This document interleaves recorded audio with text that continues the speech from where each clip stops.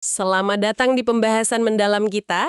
Kali ini kita bakal menyelami sumber-sumber dari buku The Cheat Code. Misi kita simpel aja, membongkar rahasia jadi sosok yang tak terlupakan. Tapi sambil jalan, kita coba jawab pertanyaan besar.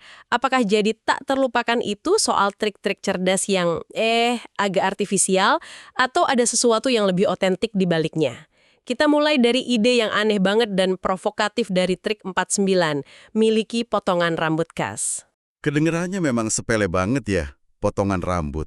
Tapi yang menarik di sini tuh, gimana ide yang sederhana ini dipakai sebagai kail.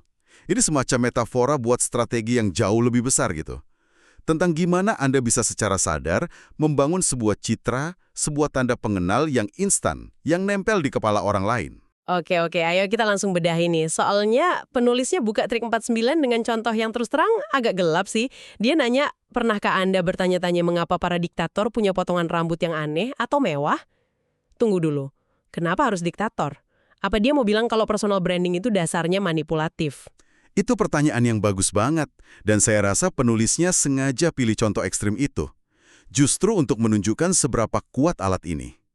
Jawabannya, menurut dia, bukan soal selera fashion, sama sekali bukan.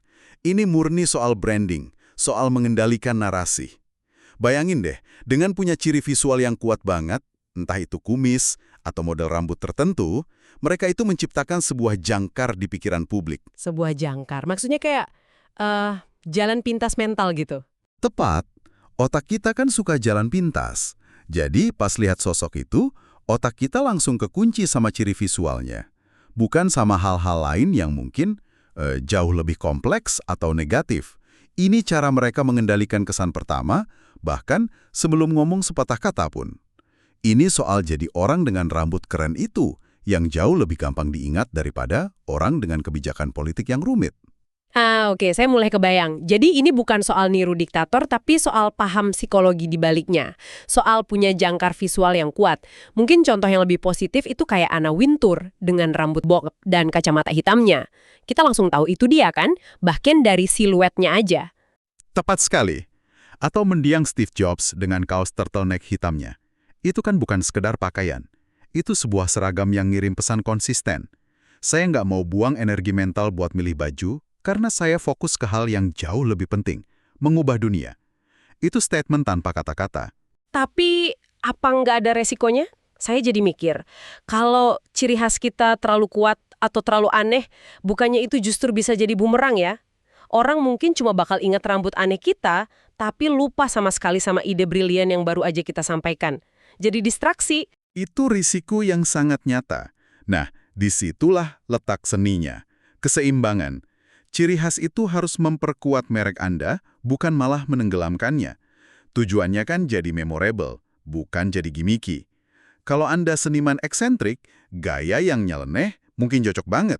Tapi kalau Anda akuntan yang ingin dipercaya nasabah, mungkin potongan rambut khas Anda bukanlah mohok, tapi lebih ke cara Anda yang selalu bisa jelasin angka rumit dengan analogi sederhana. Oke, jadi potongan rambut ini simbol dari setiap pilihan sadar yang kita buat untuk bedain diri. Bisa visual, bisa juga bukan. Nah, ngomong-ngomong soal itu, buku ini kan nggak berhenti di penampilan fisik aja ya. Ada juga soal potongan rambut verbal. Betul. Kalau potongan rambut itu cara orang melihat Anda, nah, bahasa itu cara orang mendengar Anda. Trik 49 juga ngebahas soal menciptakan bahasamu sendiri. Di perusahaannya, Keep, penulisnya cerita mereka nggak pernah bilang keep it real, tapi keep it real. Sejujurnya nih, pas pertama kali baca itu, reaksi saya tuh keep it real itu kedengeran agak maksa nggak sih? Kayak dibuat-buat. Apa itu nggak terasa aneh buat karyawan di sana awalnya? Awalnya mungkin sekali terasa aneh, tapi justru di situ kekuatannya. Dengan pengulangan yang konsisten, sesuatu yang aneh bisa jadi normal, bahkan jadi identitas. Ini taktik linguistik yang cerdas buat membangun budaya internal. Anda menciptakan bahasa eksklusif. Ini bikin identitas kelompok jadi kuat. Anda bukan lagi sekedar karyawan, Anda bagian dari suku Keep yang punya bahasa rahasia sendiri. Bukan menjangkau konsumen, tapi menciptakan momen kebetulan yang menyenangkan. Itu ngubah segalanya sih. Iklan kedengeran ganggu, hadiah kedengeran positif. Tepat sekali. Anda mengubah seluruh kerangka percakapan. Anda jadi nggak lagi main di kategori yang sama dengan kompetitor. Saat Anda bilang, kami tidak menjual iklan, kami memberikan hadiah. Anda maksa klien atau investor buat lihat Anda dari sudut pandang yang baru sama sekali. Anda menciptakan kategori Anda sendiri. Ada satu trik mini lagi di sana yang saya suka. Memilih satu kata yang nggak umum tiap bulan dan menggunakannya berulang kali. Contohnya kata serendipity atau kebetulan yang menyenangkan. Tapi lagi-lagi ini beneran efektif? Atau cuma bikin kita kelihatan sok pinter pakai kata-kata aneh? Efeknya sangat halus, tapi bisa jadi kuat. Bayangin Anda terus pakai kata serendipity di rapat, email, dan obrolan. Lama-kelamaan, orang bakal mulai asosiasiin kata yang cerdas dan positif itu dengan Anda atau tim Anda. Dan penulisnya bilang, puncaknya itu pas orang lain mulai niru dan pakai kata itu balik ke Anda. Nah, saat itu terjadi, Anda tahu Anda udah berhasil menanamkan sebuah ide di alam bawah sadar mereka. Anda sudah memengaruhi cara mereka berpikir. Jadi ini semacam inception verbal ya, menanamkan ide lewat kata-kata. Oke, saya jadi mikir nih, kita udah bahas jangkar visual lewat potongan rambut dan jangkar verbal lewat bahasa khas. Keduanya kan cara kita ngontrol persepsi orang terhadap diri kita. Tapi gimana sama hasil kerja kita? Apakah sebuah presentasi atau email yang kita kirim juga butuh potongan rambut khasnya sendiri? Pertanyaan itu membawa kita dengan pas banget ke bagian selanjutnya dari sumber Anda, yang bisa kita sebut trilogi kekuatan penampilan. Dan ya, jawabannya sangat butuh. Kita mulai dengan trik 27. Jadikan segalanya terlihat cantik secara konsisten. Penulisnya cerita soal laporan sekolahnya yang selalu punya halaman sampul yang seksi dan profesional. Itu katanya merek Brian versi awal. Tapi kan kita selalu diajarin, jangan menilai buku dari sampulnya. Apa ini nggak terlalu fokus pada hal yang dangkal? Secara teori, nasihat itu benar. Tapi otak manusia pada prakteknya itu sangat visual dan penuh bias. Apa yang dijelaskan di sini itu fenomena psikologis yang namanya halo effect. Efek halo itu pas kesan positif kita terhadap satu hal, misalnya desain yang apik, itu nyebar dan mempengaruhi penilaian kita terhadap hal lain yang terkait, kayak kualitas isinya. Jadi, karena presentasinya kelihatan profesional, kita otomatis berasumsi isinya juga profesional gitu. Persis. Visual yang jelek, sumber ini mencontohkan email berantakan dengan paragraf panjang tanpa spasi. Itu secara nggak sadar ngirim sinyal, ini nggak penting, atau ini dibuat buru-buru. Sebaliknya, tampilan yang rapi dan konsisten, itu sebuah janji. Janji kalau isinya juga berkualitas. Dan yang lebih menarik, ini menciptakan standar buat diri kita sendiri. Kita jadi terdorong buat bikin isinya sebagus kemasannya. Biar nggak ngecewain ekspektasi yang udah kita bangun. Itu poin yang menarik. Jadi ini bukan cuma soal memanipulasi persepsi orang lain, tapi juga soal dorong diri sendiri jadi lebih baik. Itu berlaku buat hasil kerja. Nah, sekarang gimana sama penampilan kita sendiri? Trilogi ini kan berlanjut ke trik 29, berpakaianlah sesuai peran. Benar. Ini membawa konsep penampilan balik lagi ke level personal. Penulisnya bilang, kita punya dua merek perusahaan dan merek diri kita sendiri. Keduanya harus saling dukung. Contoh yang dia kasih, soal reuni SMA itu kena banget. Kalau Anda datang pakai kaos yang sama kayak zaman sekolah, orang bakal asumsi Anda nggak banyak berubah. Meskipun kenyataannya Anda udah jadi CEO sukses. Penampilan Anda mengirimkan pesan yang salah. Tapi ini bukan lagi soal harus selalu pakai jas paling mahal buat kelihatan sukses kan? Rasanya zaman udah berubah deh. Justru sekarang kalau di lingkungan startup misalnya, orang yang pakai jas malah kelihatan aneh atau bukan bagian dari sukunya. Anda nangkep esensinya. Trennya udah geser total dari berpakaian untuk mengesankan, jadi berpakaian untuk mengekspresikan.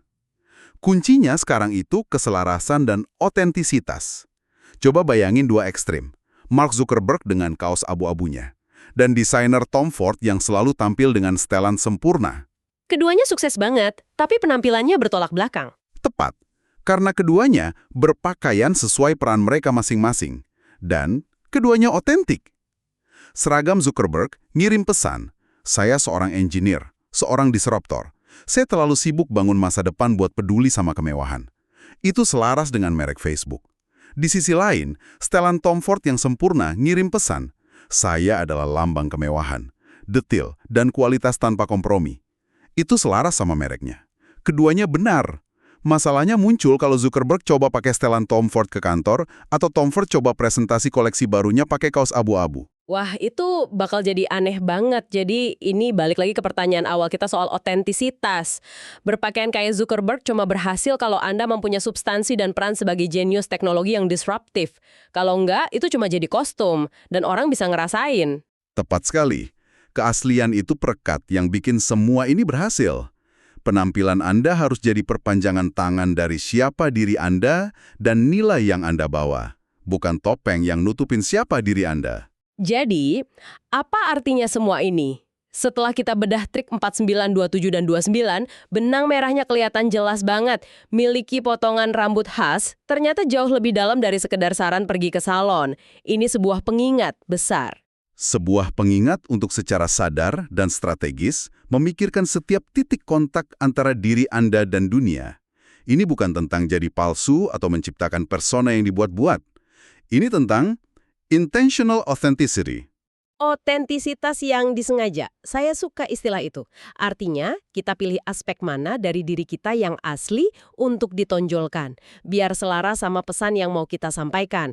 Mulai dari detail kecil kayak potongan rambut, cara kita ngomong, konsistensi visual di semua yang kita hasilkan, sampai cara kita berpakaian. Semuanya harus bercerita dalam satu bahasa yang sama. Tujuannya satu, menjadi tak terlupakan dengan cara yang positif dan otentik.